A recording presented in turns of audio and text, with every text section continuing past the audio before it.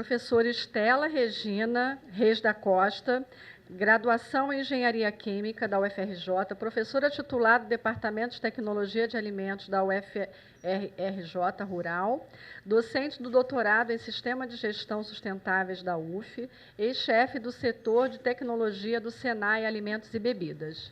E eu sou engenheira, né? Então, por isso a Maristela falou, então vamos falar de indústria. Mas aí eu fui procurar bastante coisa sobre a indústria, por ter trabalhado no Senai, e vi que nós temos dificuldade em trabalhar com a indústria, né? Nós vamos discutir um pouco sobre isso, mostrar o quanto nós estamos atrasados e o quanto nós vamos poder caminhar em relação a isso, tá?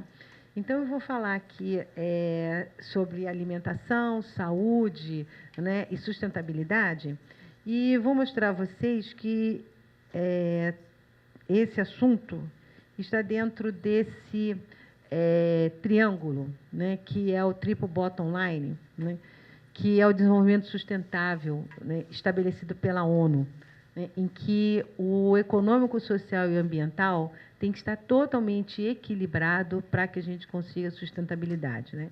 Às vezes a gente tem uma noção errada de sustentabilidade ligada muito à área ambiental, ou então em conseguir que a empresa tenha a possibilidade de permanecer economicamente dentro de uma estrutura, dentro de um sistema, mas a sustentabilidade ela tem que pensar o tempo inteiro nesses três vértices, tá? Não há forma de ser sustentável sem dar o mesmo valor para essas três questões, tá?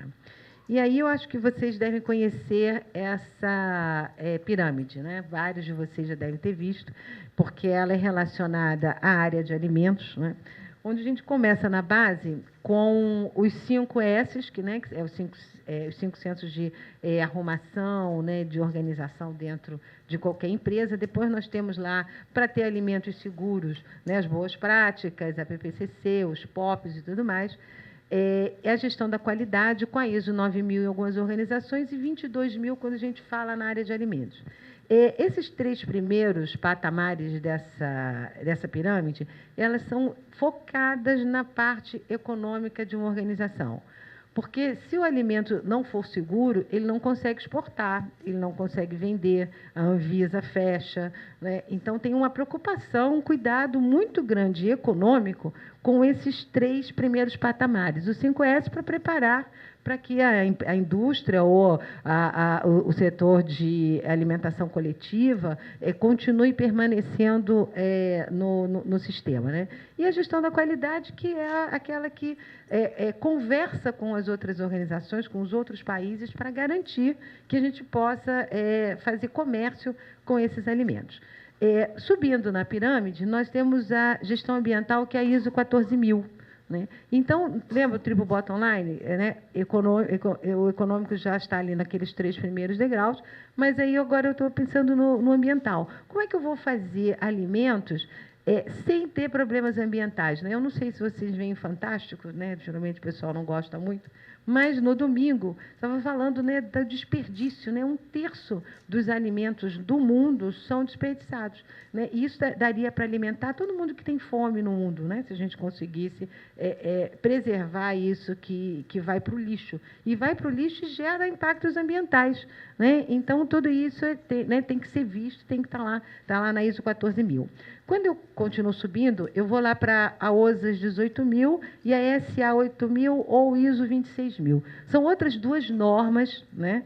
E elas duas se preocupam com aquele terceiro ponto do vértice, parte social. Quando eu penso na segurança e saúde ocupacional, eu estou pensando nos colaboradores. Como é que eu vou levar uma organização à frente se as pessoas não tiverem saúde? Né? Como é que vai trabalhar, manipular alimento se as pessoas estão doentes, se elas estão com problemas, né, de postura, né, que vão ficar doentes em breve? Tudo isso tem que ser visto e está ali naquela OSAS 18.000. A responsabilidade social, que é a ISO 26.000, é assim, o que a minha organização faz né, para ajudar a comunidade onde ela está vivendo, né? Então, imagina, né, estabelece lá a indústria Nestlé no meio de uma comunidade, né, todo mundo passando fome em volta e a Nestlé fazendo, né, sorvetes e grandes quitutes, né? Como é que é essa relação, né? Como é que isso se dá, né, na responsabilidade social dessa organização frente à comunidade onde ela está inserida, né? E aí, depois que eu tenho todas essas, que eu consigo subir nessa pirâmide até lá, eu consigo entrar, se eu conseguir fazer tudo isso que está embaixo, significa que eu estou entrando nos elementos de excelência, eu já posso dizer que eu tenho qualidade total. E se eu ainda melhorar o meu modelo, né, de gestão nas organizações, eu consigo chegar ao Prêmio Nacional da Qualidade, que é excelência comprovada, né? A esse Prêmio Nacional da Qualidade, eu conheço 2 empresas ligadas a alimentos, né? Eu não sei se eu posso chamar a Coca-Cola, né, de uma empresa ligada a alimentos, mas é bebidas, né?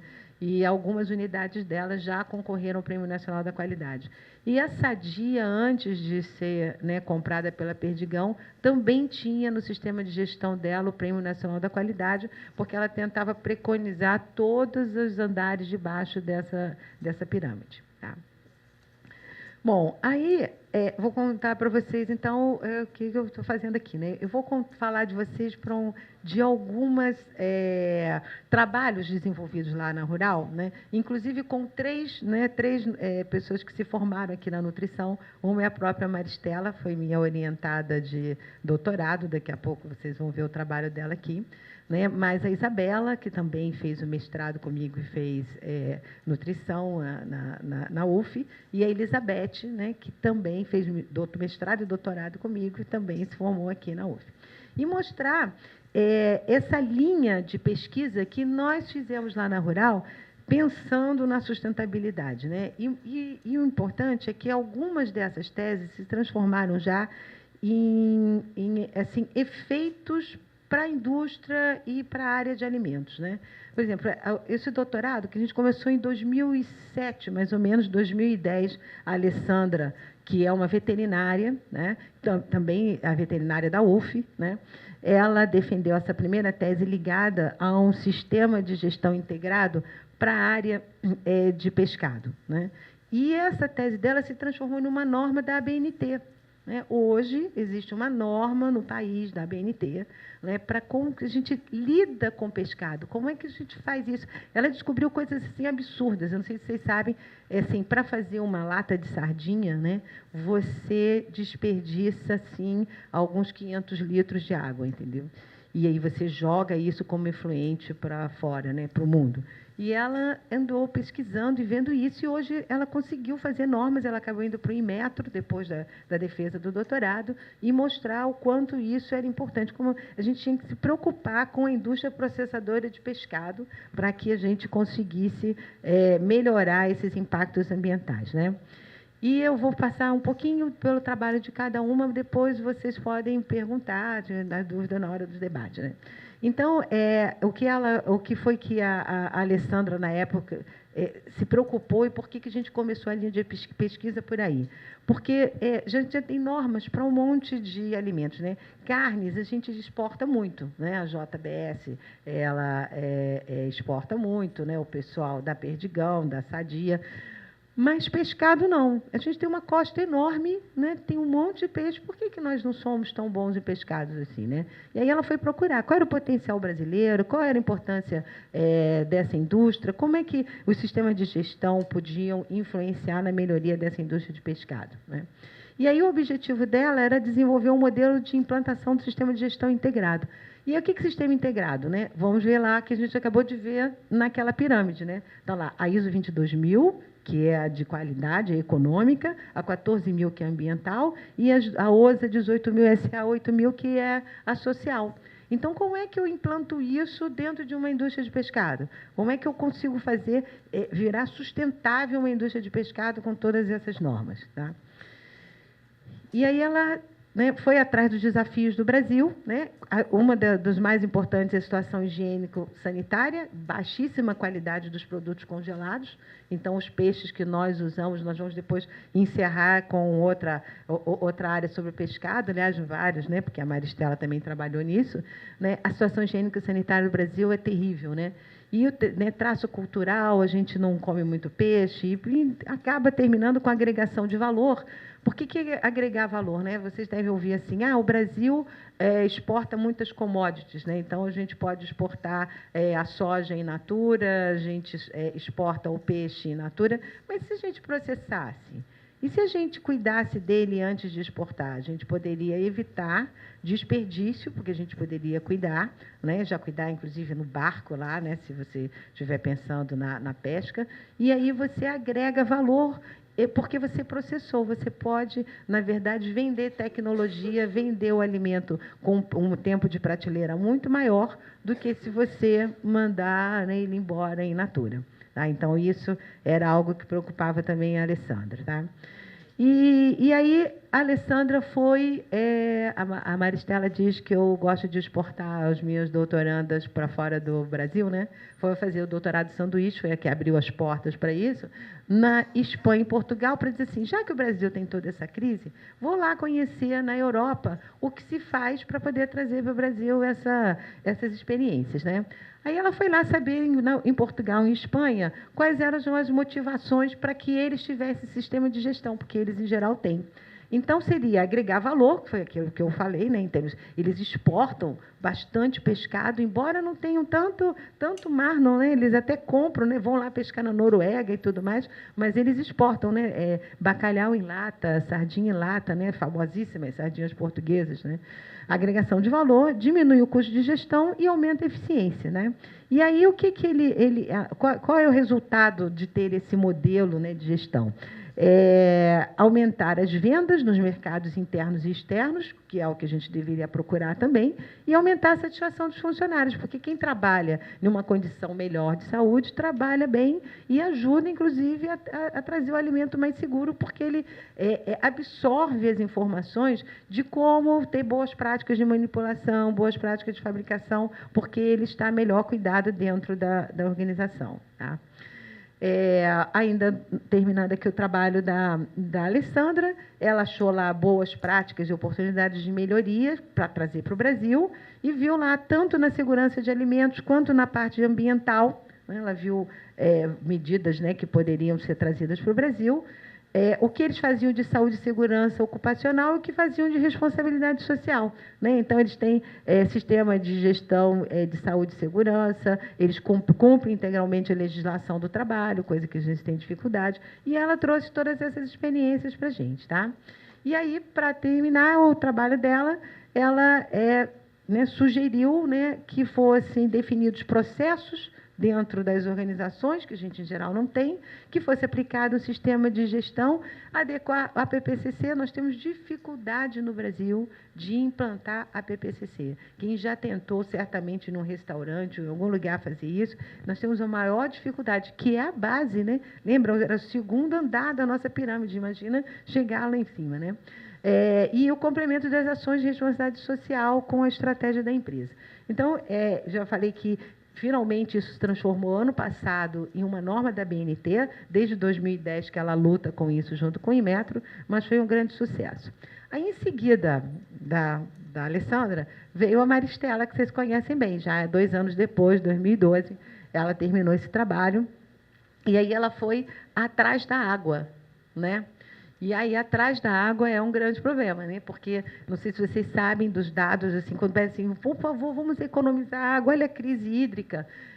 Nós, seres humanos aqui, né, no nosso dia a dia, até lavando carro e fazendo coisas que não devem, assim, nós gastamos só 10% da água potável do planeta. Só 10%. Porque 20% as indústrias gastam. E os outros 70% é para a produção de alimentos. Olha só, 70% da água potável do mundo é utilizado para a produção de alimentos. Então, se a gente tiver que economizar, e para fazer impacto vai ser nos 10 e nos 20 ou vai ser nos 70? Vamos ter que pensar nos 70%. Quer dizer, quanto a gente está gastando para fazer alimentos, né? E aí a Maristela foi atrás dessa informação, principalmente aqui para a área da indústria de pescados, né? Se tiverem qualquer dúvida, ela está aqui, tá? Para eu poder falar. E aí ela foi atrás da cadeia toda, da aquicultura, a indústria de pescados e o segmento de alimentação coletiva. Então, onde é que está o maior impacto, né? Em qual deles, ou estão em todos eles, como é que isso se deu, né? E aí ela foi atrás de tudo isso. Aí ela foi assim atrás dessa historinha que se chama análise do ciclo de vida, né? O que é isso? A Coca-Cola inventou isso em 1969, né? E a Maristela absorveu já em 2012 para fazer o trabalho dela, né? E essa análise do ciclo de vida significa o seguinte: eu acompanho a água desde o primeiro momento em que ela foi utilizada até o descarte final, na última lavada de prato lá no restaurante industrial que ela acompanhou, tá? E aí ela foi né, descobriu alguns dados importantes, né? Primeiro, que a aquicultura está sempre em expansão, que como é que é o Brasil, né? 18º produtor, 800 mil empregos diretos, né? Que ela faz, que ele oferece, né? E tem ali, vocês vão ver que depois, numa outra dissertação, vai modificar um pouco. Ela diz que tem 18 milhões de refeições por dia, né? No Brasil, né, e com as pessoas consumindo essas refeições fora de casa. E depois a Isabela acha em torno de 11 milhões. Mas, de qualquer forma, são muitos milhões por dia, né? E a gente tem que cuidar um pouco disso, né? Agora, olha só aquele dado de pescado. Nós estamos aqui num lugar cheio de nutricionistas, né? Então, olha lá, só 9 quilos por ano por pessoa de consumo de peixe no Brasil. Olha lá o Portugal, 57 quilos. Por que é que nós não oferecemos mais pescados para as pessoas do Brasil? Né? Então, e assim, mas é caro, puxa, mas sardinha é tão barata, é tão gostosa e é tão saudável, né? Então, acho que a gente tem que repensar um pouco também sobre esses nossos costumes, né? E aí ela foi atrás, continuou atrás de recursos hídricos, descobriu que, olha só, água doce no planeta é só 2,6%, desse 2,6%, 70% é para alimentação, então não sobra quase nada. Olha, o disponível das águas doces só 0,3%, porque nos 2,6% tem lá todos os icebergs, lá, todas as geleiras. Então, de 0,3%, 70% a gente usa para fazer alimentos, tá? E aí ela foi atrás de entender aquele PDCA, depois vocês procurem bastante ela, que ela sabe, entende muito disso, né? Que é a forma da gente melhorar a gestão numa organização, que é planejar, executar, avaliar e fazer ações corretivas para melhorar o planejamento, né? E ela fez isso para cada um da cadeia produtiva. Começou na aquicultura, achou tudo que devia ser planejado, aí já era uma proposta dela para a indústria brasileira, né? Como é que deveria ser esse PDCA para a aquicultura. Depois ela foi para a indústria processadora, tudo que devia ser feito, né, para poder melhorar a produtividade dessa indústria.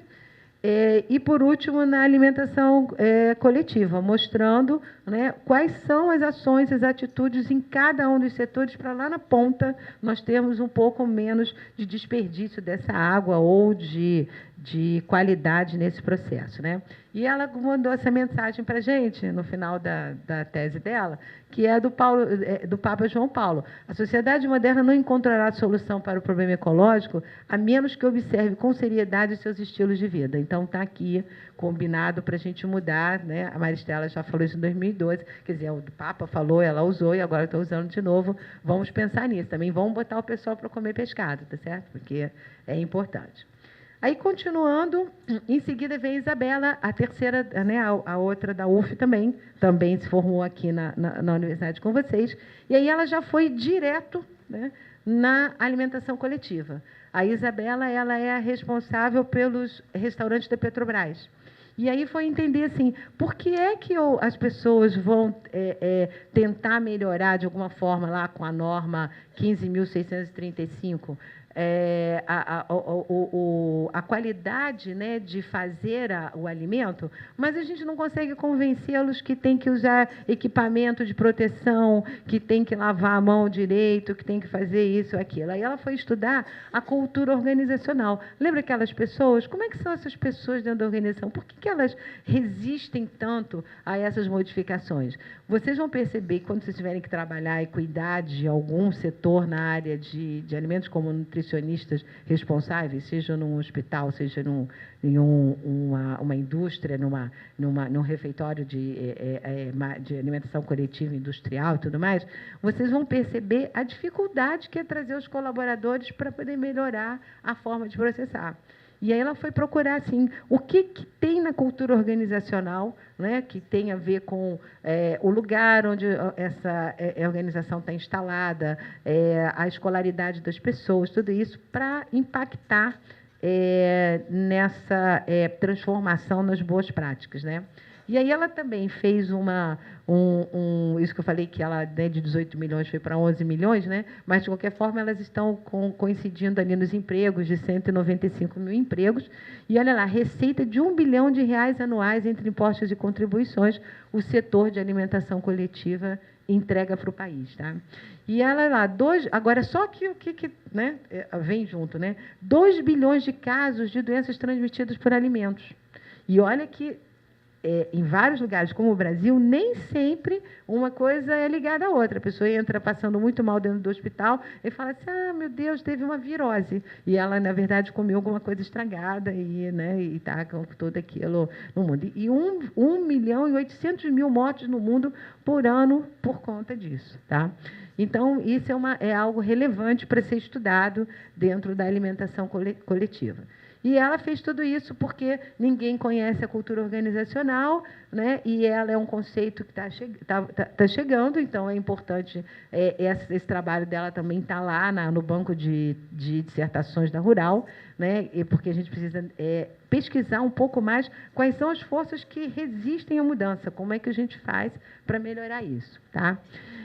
O objetivo dela foi relacionar a cultura organizacional com a norma, a BNT, e só contando para vocês, lembrando, no mês passado, tá certo? Saiu uma nova versão dessa norma. Tá? Até setembro era aquela de 2008, agora a gente já tem uma versão 2015 sobre a norma que é para refeições coletivas.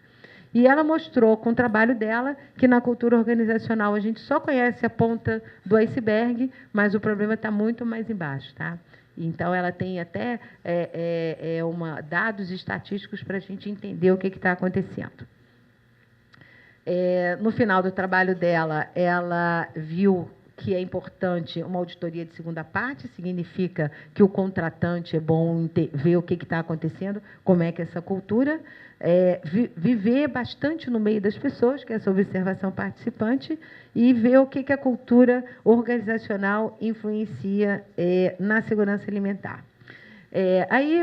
Em seguida, veio mais um doutorado da Gisele, que foi trabalhar sobre a produção integrada, mas aí na área de frutas. Então, a gente sai um pouquinho da área de pescado e vamos voltar lá na próxima agora, para terminar, na área de pescado.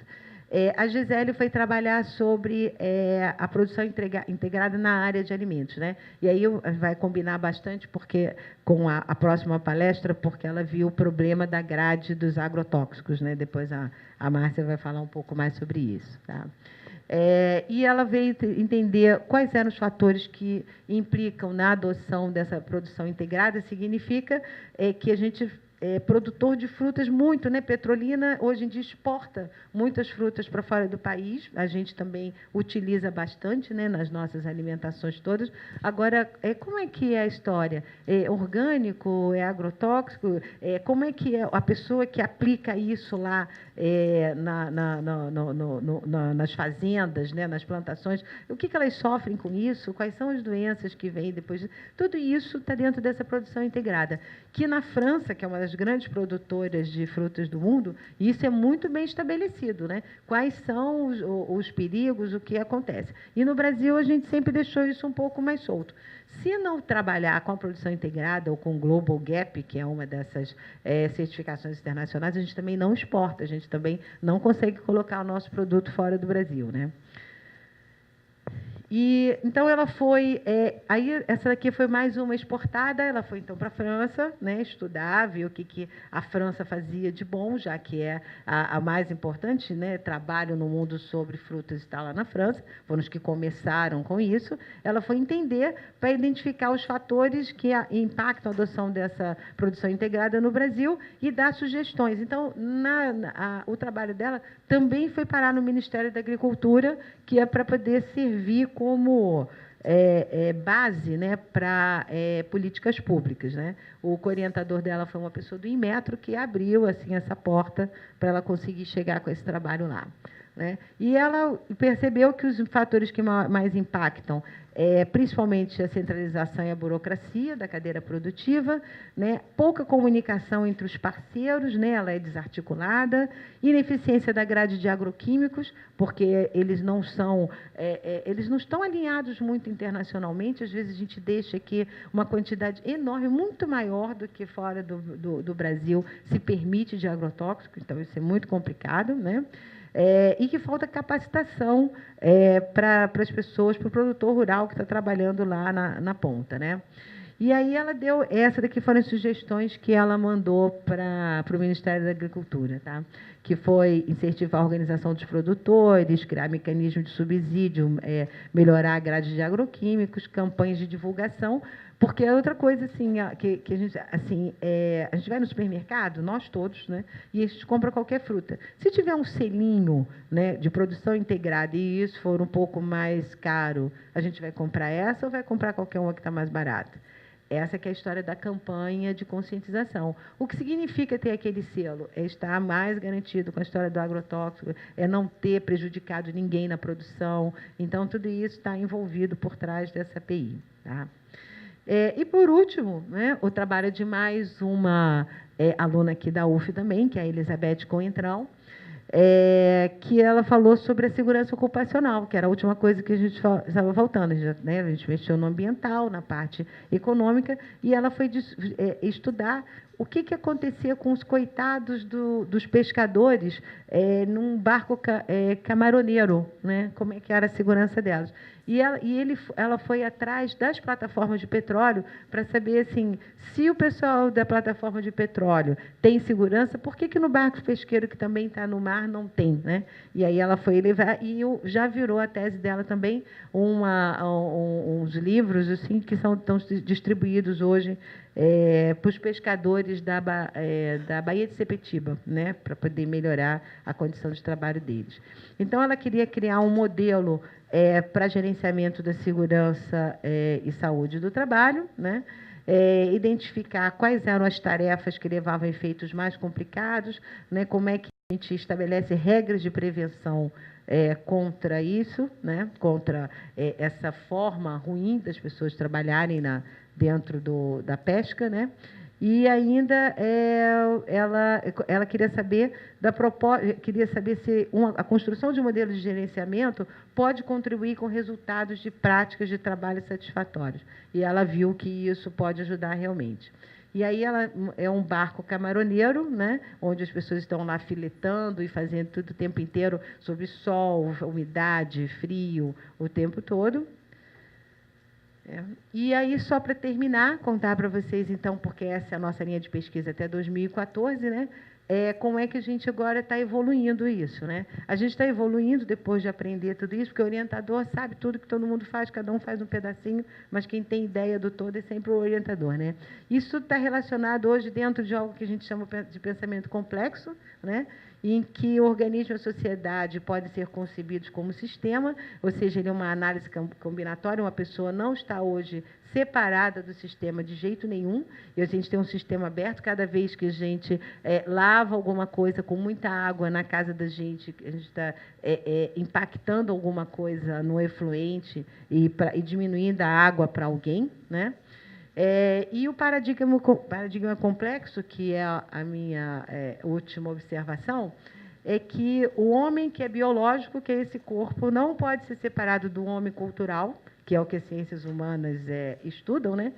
e nem do cérebro, que é o nosso psique, né? Então, quando o homem biológico é tratado lá na medicina ou no departamento de biomedicina, e ninguém pensa que, né, ele tem uma cultura, que é aquela história da cultura organizacional, que influencia nos hábitos dele, e que ele também pensa, e que ele tem uma relação, você dividiu o homem em partes, e ele é um só. Então, o estudo conjunto dessa complexidade é que é a forma da gente chegar ao futuro. Tá? E só para vocês lembrarem, o Charles Darwin dizia que não são os mais fortes da espécie que sobrevivem, nem os mais inteligentes, mas sim os que respondem melhor às mudanças, e nós estamos em plena mudança, né, tanto na indústria quanto na parte, principalmente, ambiental, né, do planeta. Tá? Então, esse é o meu e-mail, se alguém precisar. Tá bom? O meu nome é Márcia, eu sou professora da Unirio e também trabalho no Instituto Nacional de Câncer, onde eu desenvolvo pesquisas sobre o uso e os efeitos dos agrotóxicos na saúde humana e também no meio ambiente. Então, com relação ao cenário nacional, né, dos agrotóxicos, todos já devem ter ouvido falar, né, está sabendo que atualmente o Brasil, desde 2008, é o campeão, né, do maior mercado mundial de consumo de agrotóxicos, que teve um aumento, né, de ganhos da SINDAG de 7,3 bilhões de dólares de 2010 para 8,5 bilhões em 2011. As lavouras que mais, né, consomem agrotóxicos no Brasil são as lavouras de algodão, milho, soja e cana-de-açúcar, que representam 80% desse setor.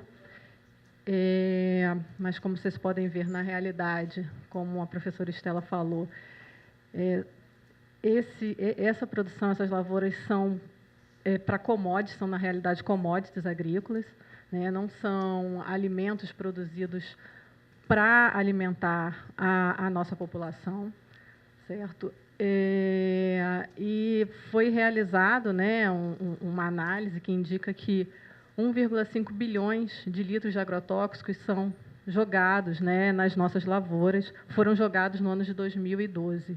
E isso equivale a cerca de 5 litros de agrotóxicos por ano por brasileiro. Então, cada brasileiro consome 5 litros de agrotóxicos por ano. Esse gráfico é para indicar, né, o aumento da área plantada de soja, milho e cana-de-açúcar, indicando também que nós tivemos, né, do ano 1990 a 2014, uma diminuição da área plantada de feijão, mandioca e arroz, que são realmente os alimentos que vão para o prato do brasileiro, indicando, sim, que essas monoculturas que utilizam muitos agrotóxicos, né, são as que estão em crescimento no nosso país. E o que são os agrotóxicos, né? De acordo com a Lei 7.802, os agrotóxicos, eles são produtos, né, e agentes de processos físico-químicos ou biológicos que são utilizados para matar, né, para combater as pragas de doenças causadas nas lavouras. E esses agrotóxicos, eles são classificados de acordo com um grupo químico, né, aos quais os ingredientes ativos pertencem. Então, eles podem ser classificados como organofosforados, organoclorados, bipiridilos. Eles também podem ser classificados de acordo com o tipo de praga que controlam. Quando, no caso, são usados para controlar insetos, são chamados inseticidas, ou então ervas daninhas, são os herbicidas, ou para controlar fungos, os fungicidas. E a terceira classificação está relacionada de acordo com os efeitos desses agrotóxicos sobre a saúde humana. E com relação a essa classificação que nós estudamos, né, os efeitos tóxicos. E essa classificação indica que os agrotóxicos podem ser extremamente tóxicos, altamente tóxicos, medianamente tóxicos e pouco tóxicos. Essa classificação, na realidade, ela está relacionada à toxicidade aguda dos agrotóxicos. E a toxicidade aguda indica apenas o quê? A exposição a uma grande quantidade de agrotóxicos, né, ou então de algum agente químico, né, quando a gente fala dentro da toxicologia a toxicidade, por um período curto de tempo. Então, essa toxicidade aguda, que essa classificação, é aquela que se encontra nos rótulos dos agrotóxicos. E quem está mais exposto a esse tipo de toxicidade, né, a avaliação dessa toxicidade aguda, são os agricultores, né, que estão expostos a uma grande quantidade no seu ambiente laboral. E quais são os efeitos, né, agudos, os efeitos decorrentes da toxicidade aguda?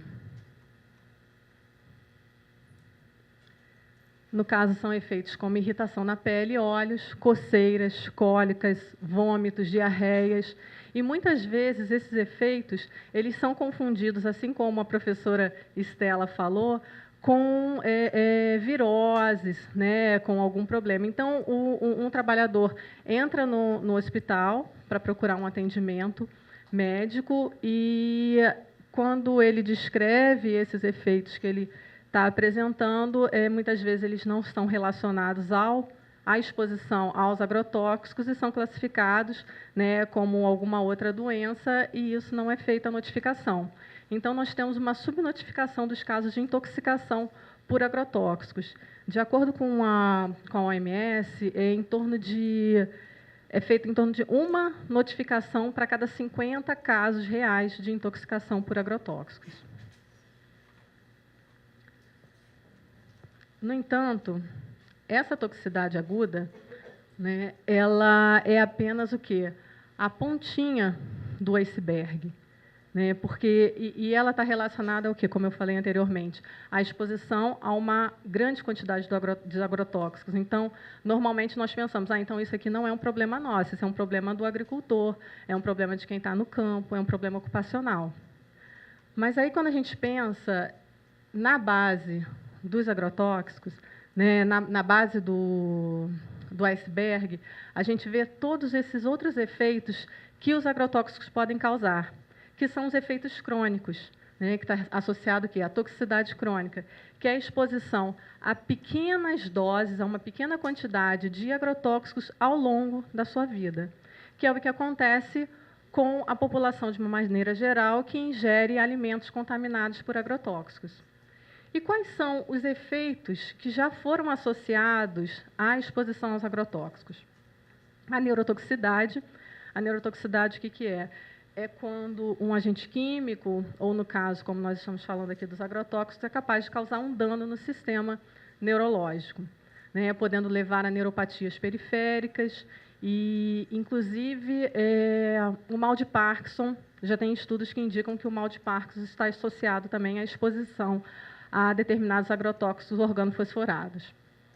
Um outro efeito de toxicidade crônica é a imunotoxicidade. A imunotoxicidade ela ocorre quando esses agrotóxicos eles têm o potencial de interagir com células do sistema imunológico, levando ou a uma imunoestimulação, né, fazendo com que haja um aumento dessas células imunológicas, o que pode desencadear alergias, reações a vacinas nas crianças, ou então uma imunossupressão, quando ocorre uma diminuição das células do sistema imunológico. E quando nós temos um problema, né, uma diminuição das células do sistema imunológico, uma imunossupressão, esse efeito está diretamente associado com o desenvolvimento de câncer no futuro. Um outro efeito também relacionado à exposição aos agrotóxicos é a desregulação endócrina. O que é a desregulação endócrina? A desregulação endócrina é a capacidade de um agente químico, a capacidade de um agrotóxico interagir com o nosso sistema hormonal, mimetizando efeitos, né, de um estrógeno ou da testosterona, né, ou antagonizando esses efeitos, ou se ligando ao receptor de estrogênio, por exemplo. Tem estudos que indicam que um determinado agrotóxico com o potencial de causar desregulação endócrina pode se ligar a receptores de células da mama e aí ser um potencializador do câncer de mama, certo?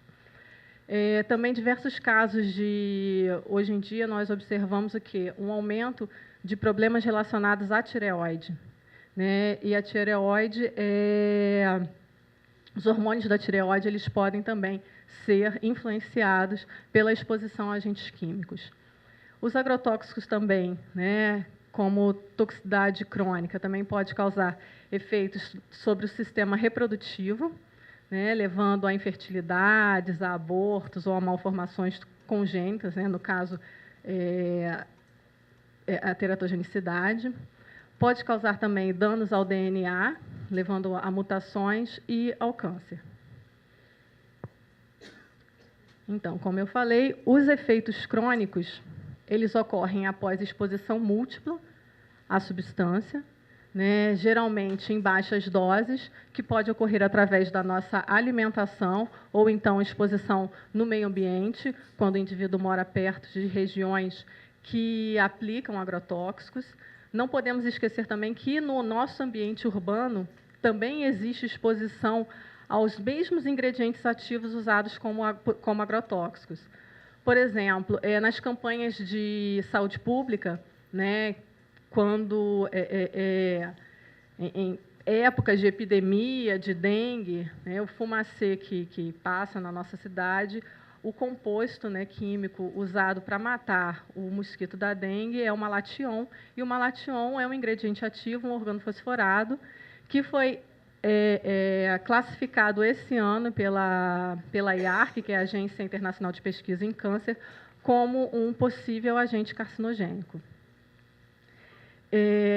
Em geral, esses efeitos, né, tóxicos crônicos, eles ocorrem muito tempo após a exposição, o que também dificulta a correlação entre a exposição e o efeito, né? Então, um indivíduo que foi exposto ao longo da sua vida a um agente carcinogênico e vai desenvolver um câncer 30 anos depois, muitas vezes não é feita essa correlação. E os efeitos, né, crônicos, quais são, né? Podemos citar infertilidade, impotência, aborto, desregulação endócrina, efeitos sobre o sistema imunológico, reprodutivo e malformações. Esse foi um estudo que nós fizemos e nós expomos camundongos fêmeas durante a gestação a um agrotóxico TPTH, o trifenil hidróxido de estanho, que ele é usado aqui no Brasil, principalmente aqui no Rio de Janeiro, nas lavouras de batata, beterraba, feijão, arroz. E nós expomos as mães grávidas durante o período gestacional e depois, após isso, nós fizemos a cesárea dessas mães e avaliamos os fetos que foram expostos in útero, né? Foram expostos durante a gestação a esse agrotóxico. E o que nós observamos é o quê? A presença de fenda palatina, né? Levando de um pequeno grau, né? Aqui é um feto de camundongo, a região do palato dele, né, o céu da boca, e foi aumentando, conforme foi aumentando a dose que a mãe foi exposta, até uma completa ausência do osso do palato. Aqui são os mesmos animais, né, o mesmo estudo, onde nós expomos as mães e verificamos o efeito nos filhotes. Um outro tipo de efeito tóxico desse agrotóxico TPTH, né, que foi encontrado, foi a não calcificação de ossos, né? Esse aqui é o osso do animal controle, né? A patinha do animal controle não exposto, e aqui é o animal exposto. Essa coloração, esse vermelho, que é a lisarina vermelha, ela se liga ao cálcio do osso, indicando aqui que esses animais tinham uma ausência de cálcio devido à exposição a esse agrotóxico. Uma outra questão também que foi observada nesse estudo é que os filhotes de mães expostas em útero ao TPTH, a esse agrotóxico, apresentavam problemas no seu sistema reprodutivo, no seu órgão reprodutivo.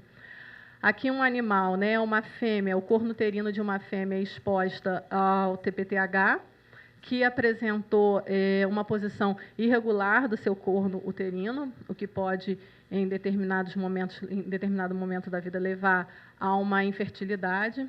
Esse aqui é o grupo controle, né, mostrando a real posição do corno uterino. O mesmo nós observamos com os testículos.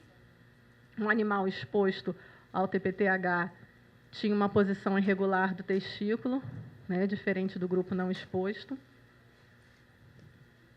Em outros estudos, nós observamos a exposição de animais, né, de camundongos, durante o período pré-pubertal e durante a puberdade. São períodos, na realidade, são períodos em que os seres humanos são mais vulneráveis. Né? O período durante a gestação, período durante a puberdade, a idade e no período, né, os idosos, eles são mais vulneráveis. Aqui, os animais eles foram expostos durante a pré-puberdade e a puberdade, e o que nós observamos foram diversas alterações histológicas nos túbulos seminíferos dos animais machos expostos. Né?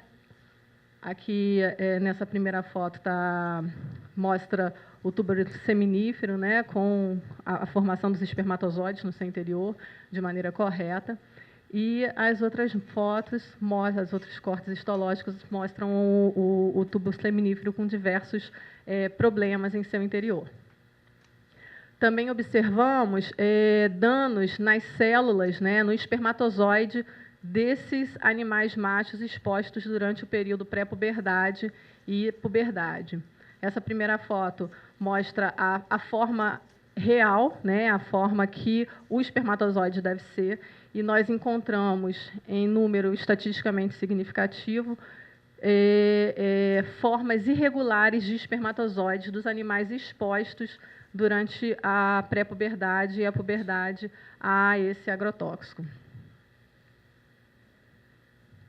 Num outro estudo que eu não apresentei aqui, mas uma sequência desse estudo, esses animais que foram expostos, nós acasalamos eles quando eles chegaram na idade adulta para verificar a fertilidade, e nós vimos que esses animais estavam inférteis. Poucos conseguiram acasalar e a fêmea engravidar.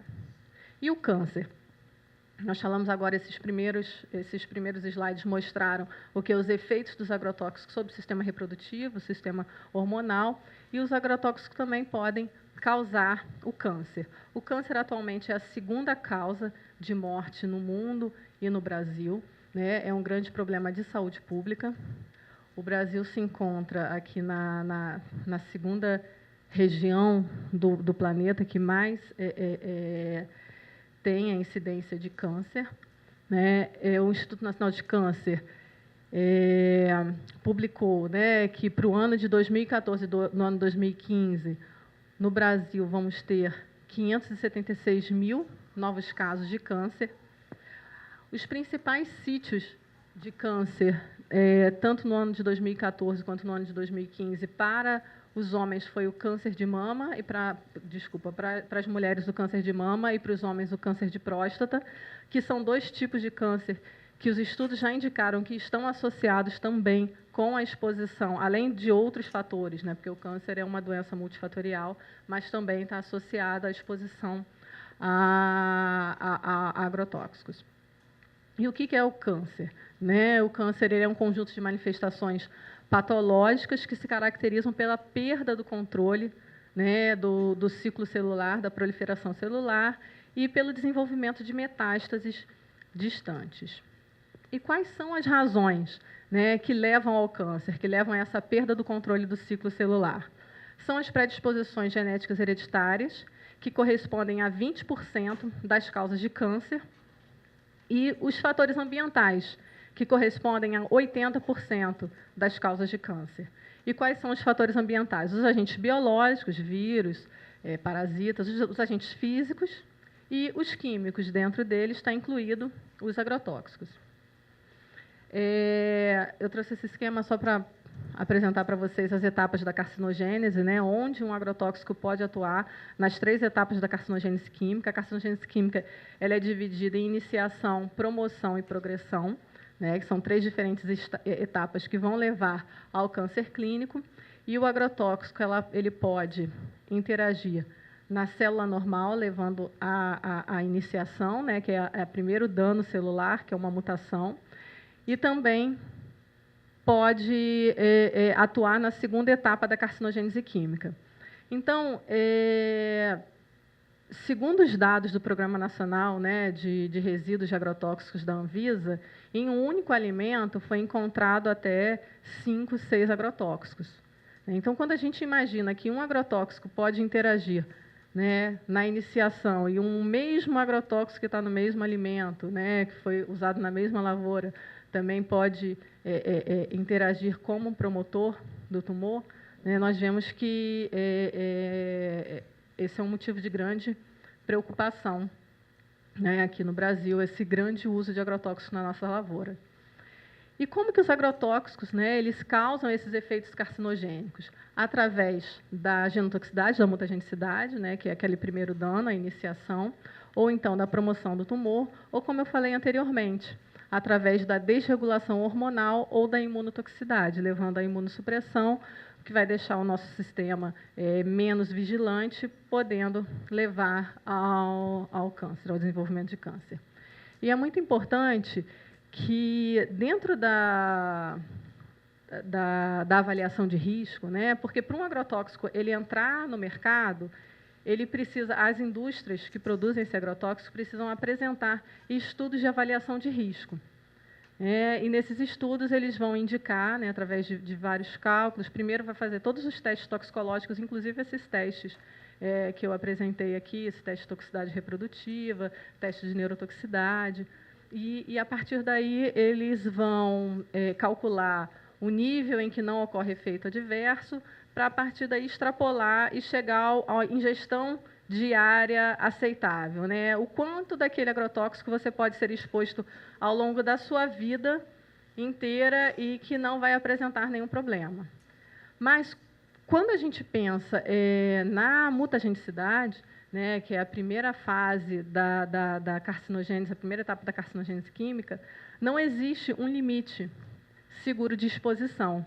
Então, dentro da lei brasileira, daquela primeira lei que eu apresentei, a lei dos agrotóxicos, indica que se um agrotóxico, se ele é carcinogênico, mutagênico, se ele causa desregulação endócrina ou teratogenicidade, ele não pode ter registro aqui no Brasil. No entanto, na realidade, não é isso que acontece. Por quê? Porque nós temos um pequeno problema no registro de agrotóxicos. Eu trabalhei durante um tempo como consultora da Anvisa, com os 14 ingredientes ativos que a Anvisa está reavaliando para tirar do mercado. E um grande problema que nós encontramos foi o quê? Que esses agrotóxicos, eles foram, né, esses ingredientes ativos, eles foram registrados há mais de 20 anos. Né, e nem todos esses estudos foram feitos. Então, atualmente, quando pesquisadores independentes começaram, né, e livres de conflitos de interesse, começaram a realizar estudos e encontrar esses efeitos, entre eles mutagenicidade, né, teratogenicidade, aí, com isso, a Anvisa resolveu colocar esses agrotóxicos em reavaliação, certo? Mas, até então, esse processo está parado devido à judicialização, né? A indústria entra sempre com um pedido na justiça e a gente continua sendo exposto a esses agrotóxicos com esse potencial tóxico. Como eu falei anteriormente, a Agência Internacional de Pesquisa em Câncer, né, ela já classificou o malation, né, como um agente possivelmente cancerígeno.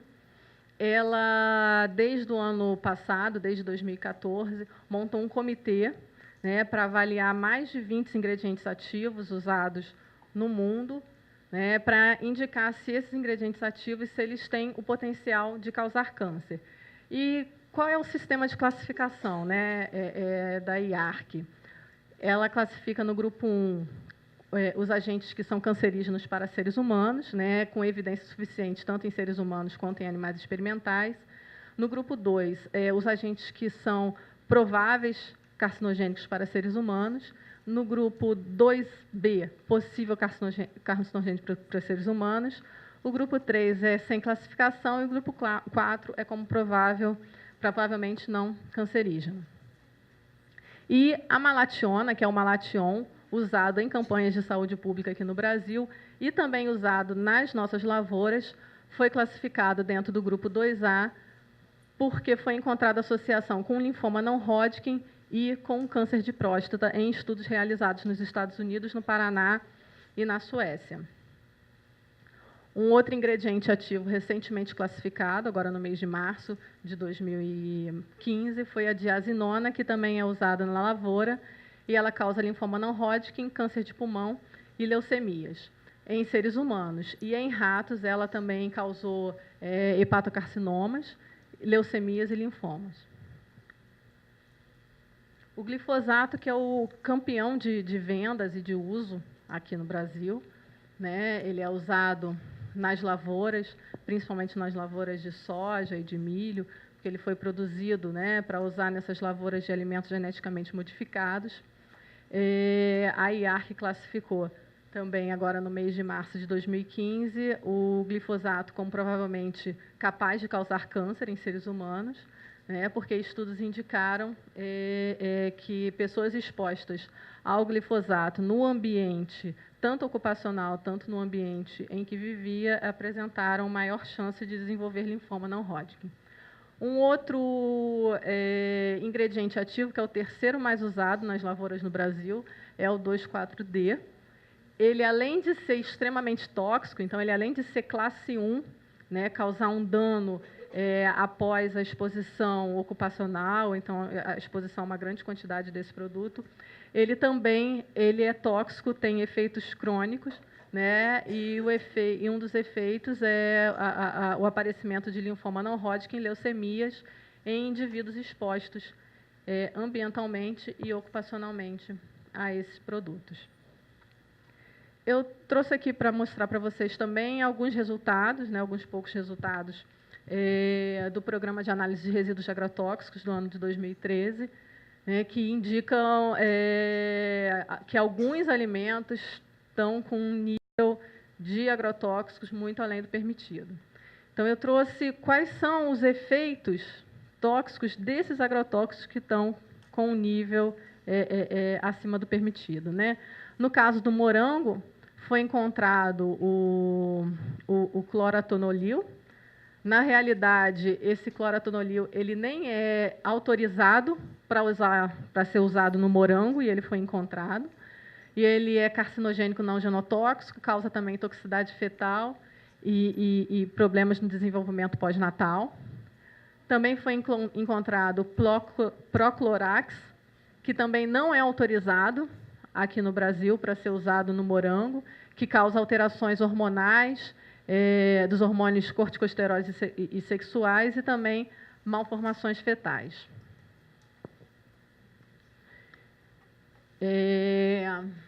No pepino, também foi encontrado carbendazim. Ele é autorizado para o pepino, só que ele foi encontrado acima do limite máximo de resíduos permitidos, tá? E ele causa alterações cromossômicas e alterações do sistema reprodutivo. Foi encontrado o clorfenapir, que não é autorizado e causa diminuição da função reprodutiva feminina, e a permetrina, que é um piretroide não autorizado também para o pepino e é associado com mieloma múltiplo e com déficits neurocomportamentais.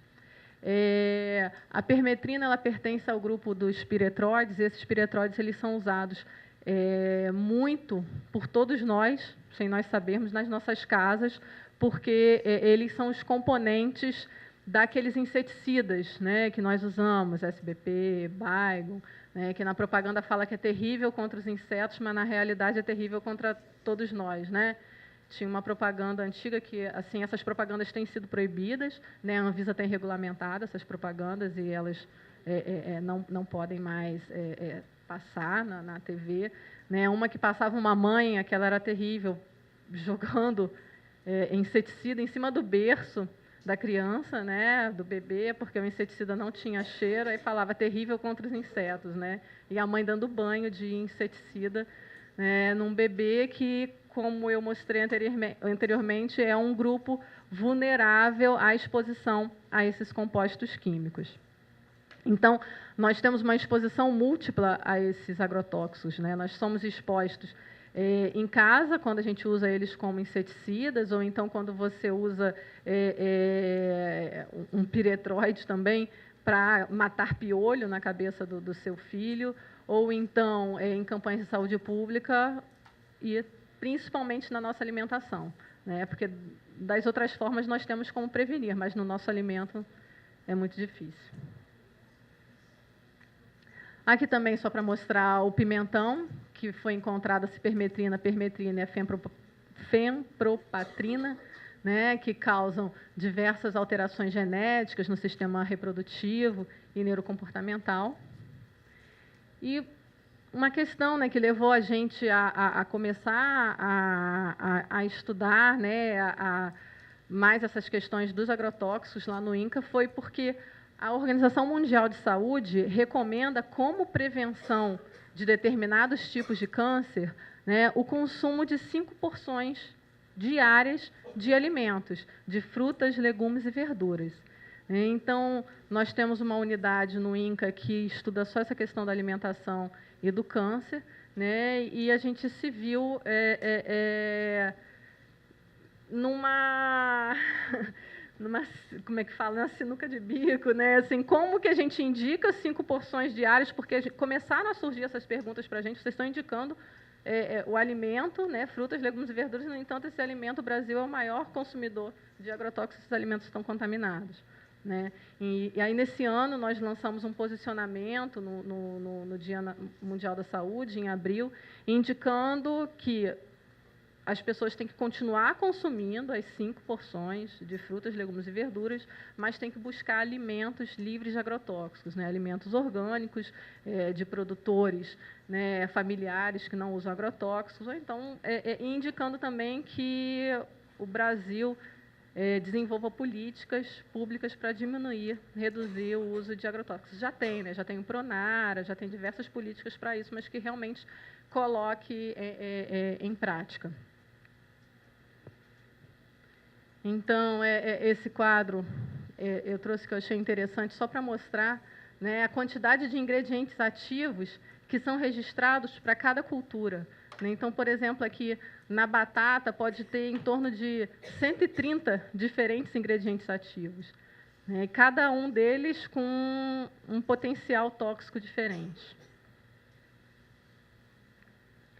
Aqui é para falar do nosso consumo acumulado, porque já foi encontrado agrotóxicos na nossa água. Além das frutas, legumes e verduras, já foi encontrado agrotóxicos na nossa água.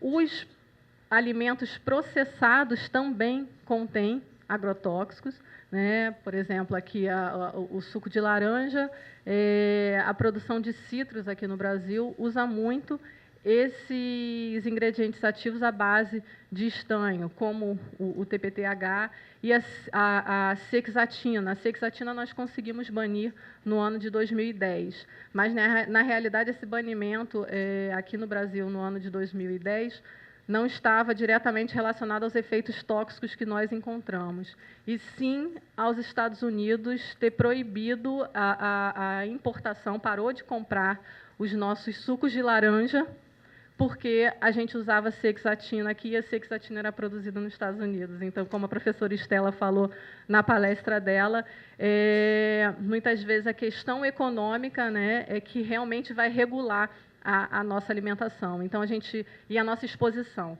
Então, na realidade, o Brasil parou, né, proibiu o uso da cexatina unicamente porque os Estados Unidos parou de comprar os nossos alimentos, né, com citros. Senão a gente estaria usando eles até hoje. Também foi encontrado agrotóxico no leite, não só no leite de animal, mas também no leite materno, né? Um estudo realizado em Lucas do Rio Verde, no Mato Grosso, encontrou agrotóxico no leite materno. E na carne. Por quê? Porque esses ingredientes ativos também são usados para controlar pragas, né, no caso, para controlar carrapatos em animais. Então, também foi encontrado esses mesmos ingredientes ativos na carne. Tem um filminho para passar, mas como é que está o meu tempo? Acabou, né? Então, vou deixar o filme para o final, né? O endereço É um filminho bem interessante que fala de um assentamento onde eles querem produzir organicamente. No entanto, ao lado desse assentamento, tem uma plantação de cana que usa muito agrotóxico. Tá ótimo. Então, é interessante esse filminho. Eu ia falar, então, dos impactos no meio ambiente, que também estava na programação que a professora Maristela mandou, mas eu acho que vai... Na realidade, são os mesmos efeitos que nós vemos nos seres humanos, nós vemos nos animais, né, como mortandade de peixe, malformações de anfíbios, malformações também de crustáceos. Aqui é o aparecimento de hipossexo, que é um órgão sexual masculino em crustáceos fêmeas. A produção também diminuída de abelhas rainhas, né, devido à exposição a agrotóxicos. Aí os riscos ocupacionais, né, e o que é interessante, né, é que a OMS fala qual o cenário de câncer no mundo, né, que é uma perspectiva do crescimento significativo da mortalidade, porém com alto potencial de prevenção. E se nós vemos, né, que se a gente pode prevenir o câncer diminuindo, né, a exposição a esses produtos, então por que não começar a pensar nisso e a tentar banir esses produtos do nosso alimento? E essa charge também, porque para a gente parar de pensar que o agrotóxico é um problema só de quem está no campo, né, essa charge eu achei bem interessante, que fala, quando você come as verduras, você também usa essa máscara? Porque o problema é que o agricultor rural, né, que é falado, é que ele tem a doença porque ele não se protege, não usa equipamento de proteção individual. Só que nós, aqui na cidade, nós também vamos ter que colocar máscara para nos alimentar. Então, a nossa proposta, né, a proposta de todo o movimento que tem tido em torno dessa questão dos agrotóxicos, é o quê? A diminuição da contaminação dos espaços rurais e urbanos com agrotóxicos, o fortalecimento da agricultura orgânica, com maior investimento econômico e políticas, e a diminuição do uso do veneno, de modo a estabelecer, né, uma transição gradativa para um modelo de base agroecológica. Aqui tem o dossiê da Abrasco, né, é o dossiê sobre os agrotóxicos, que eu fiz parte como autora desse dossiê também, e é um dossiê que você pode baixar na internet, na página da Abrasco, e fala de todos os efeitos dos agrotóxicos, fala da segurança alimentar, né, e também de diversos casos de intoxicação. E obrigada.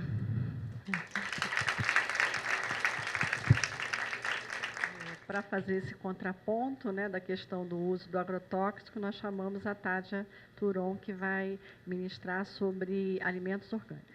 Então, eu vim falar aqui sobre os alimentos orgânicos. Acho que já tivemos uma excelente introdução sobre o assunto. Ninguém mais tem dúvida de que é uma alternativa para a alimentação saudável, né? Então, de qualquer forma, eu acho importante trazermos aqui questões relacionadas a evidências científicas, né, para ficar tudo bem claro, porque ainda temos muitas dúvidas em relação ao próprio conceito do que é o alimento orgânico e de onde encontrá-los, e a nossa própria cultura em relação à comercialização, ao consumo dos alimentos. Isso também precisa ser modificado, né? Não só a produção, mas o consumo também. Então, só para passar aqui em relação ao alimento orgânico, ele pela legislação, ele é todo alimento que é produzido dentro de um sistema de produção orgânico. Então, os sistemas de produção orgânico, eles têm como finalidade ofertar produtos saudáveis, né, e isentos de contaminantes, que põem em risco a saúde do consumidor e do agricultor, e também do meio ambiente, a preservação e a ampliação da biodiversidade dos ecossistemas, a conservação das condições físicas, químicas do solo, da água, do ar, fomenta também a integração efetiva entre agricultor, consumidor final de produtos orgânicos, consumidor final de produtos orgânicos e o agricultor, e o incentivo à regionalização da produção para os mercados locais. Então, esses são alguns dos princípios do sistema de produção orgânicos, além daqueles que nós sabemos que não é permitido o uso de nenhum agroquímico, nenhum fertilizante químico, agrotóxico e transgênico. Aí, lembrando, o nosso novo guia da população brasileira, Guia Alimentar da População Brasileira, coloca lá entre os 5 princípios, né, que orientaram a elaboração desse guia, uma questão muito importante, que a alimentação adequada e saudável deriva de um sistema alimentar socialmente e ambientalmente sustentável. Então, isso aqui é uma questão importante, porque há pouco tempo tínhamos um conceito de alimentação saudável dentro da questão da questão nutricional, né? Da quantidade de nutrientes adequada para a alimentação. Então, uma alimentação saudável era aquela que trazia uma alimentação com nutrientes de forma adequada. E, na realidade, nós temos aí diversos princípios, 5 princípios que norteiam o que é a alimentação saudável, e aí passamos pela questão dos sistemas alimentares socialmente e ambientalmente saudáveis. E aí inclui os alimentos orgânicos. De qualquer forma, a comunidade científica não se cansa de fazer comparações entre os alimentos orgânicos e os alimentos convencionais, na tentativa de trazer alguma informação que consiga diferenciar, em termos de conteúdo nutricional, o alimento orgânico do nutricional. Então, isso assim, vou dizer que é um mito ainda hoje. Tanto os agricultores como muitos consumidores ainda acreditam que possa existir diferença nutricional entre o alimento orgânico e o alimento produzido de forma convencional, mas os estudos não conseguem demonstrar isso, e isso é algo que, para nós nutricionistas, assim como para agrônomos, isso é muito claro, né? São diversos os fatores que interferem na quantidade de nutrientes desse alimento, principalmente a questão da localização geográfica, de onde esse alimento é produzido, do clima e tal. Então,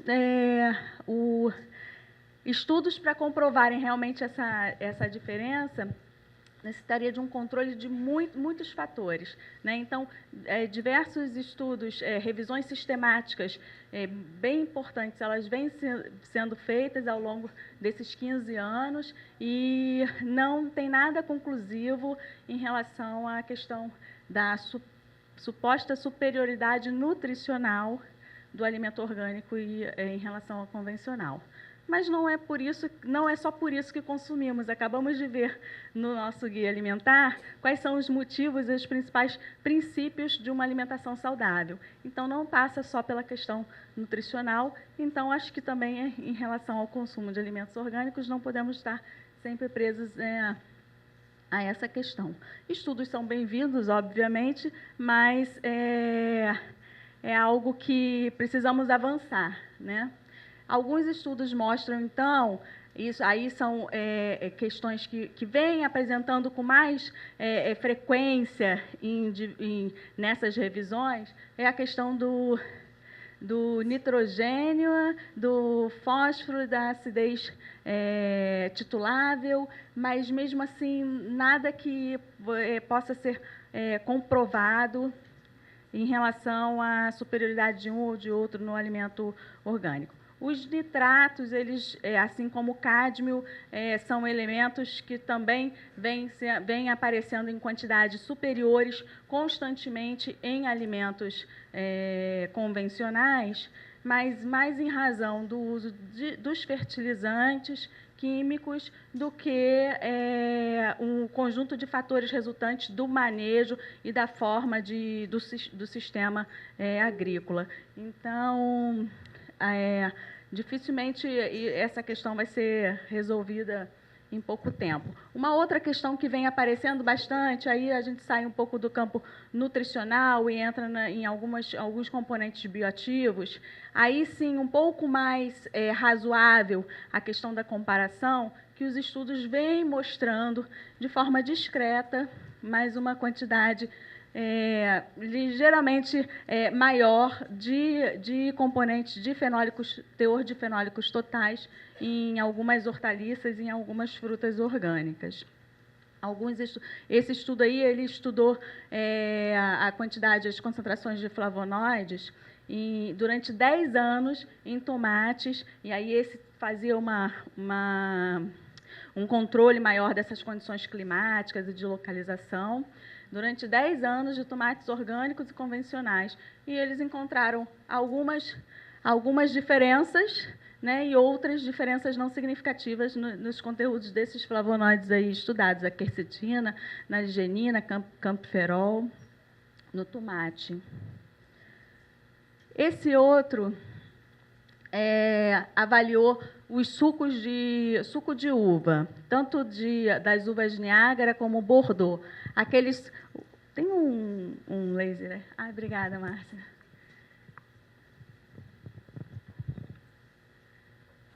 Esses daqui do cantinho são sucos de uva, são maiores, os teores maiores de polifenóis, são sucos de uva Bordeaux. E esses daqui de uva Niágara.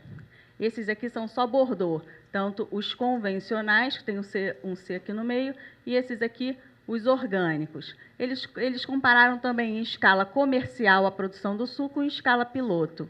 Então, aqui a gente percebe que os orgânicos, né, apresentam diferença significativa em relação ao valor de resveratrol.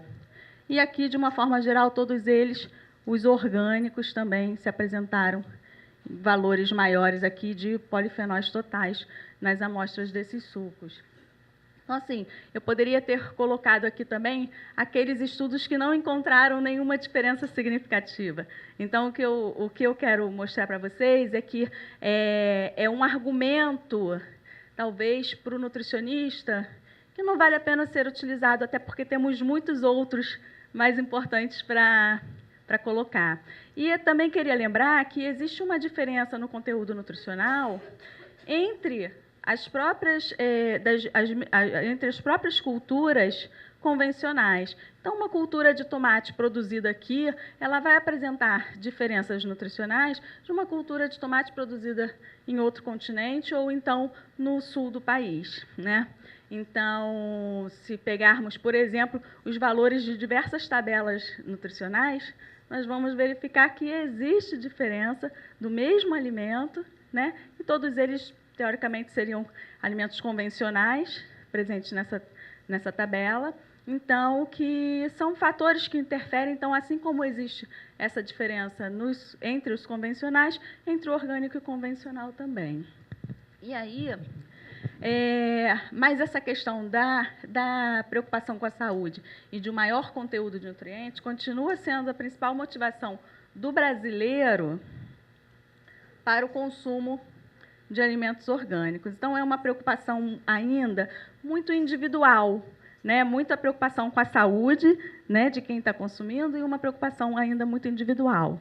Nos Estados Unidos, a gente consegue perceber também, isso aqui foi uma ordem também de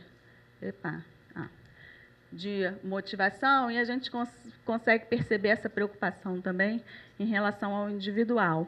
E na Europa, a gente já vem vendo uma preocupação do consumidor europeu e a sua motivação aqui com menor quantidade de contaminantes, de nitratos e de agrotóxicos, apesar de que aqui ser mais saudável, né, ainda é uma preocupação, mas na Europa a gente já tem visto, em alguns outros estudos, uma preocupação ambiental maior. Então, algo que é mais coletivo, né, e não só um consumo pensando no benefício individual. Eu trouxe aqui para vocês informações que são muito, muito pequenininhas ainda. Foi uma primeira tentativa de inclusão da pesquisa, na pesquisa de orçamento familiar em relação à aquisição de alimentos orgânicos, né? E aí a gente percebe um consumo no Brasil, o maior consumo de alimentos orgânicos no Brasil, ele está no sul do país, e aqui apareceu o maior consumo para laticínios, ao contrário do que a gente imagina que sejam de legumes e verduras, por conta da oferta que temos aqui no Sudeste, né? Mas até no Sul também. Mas ainda é um consumo muito, mas muito reduzido aqui. Lembrando, esses valores são em gramas por dia. Então, são valores ainda muito reduzidos do consumo de orgânicos entre as famílias brasileiras. Mas que esses valores eles aumentam em função do aumento da renda e da escolaridade. Mas o consumo de frutas e hortaliças, assim como está baixinho lá para o orgânico, de uma forma geral, é um consumo muito reduzido ainda entre a população brasileira, né? Então, a população brasileira, o consumo de frutas e hortaliças corresponde a apenas 2,8% das calorias totais, 1/4 das recomendações para o consumo desses alimentos, que seria de 400 gramas por dia, ou entre 9% e 12% das calorias totais. Então, ainda temos um consumo muito reduzido de frutas e hortaliças, e, assim como a professora Márcia colocou, eles são alimentos protetores, apesar da contaminação.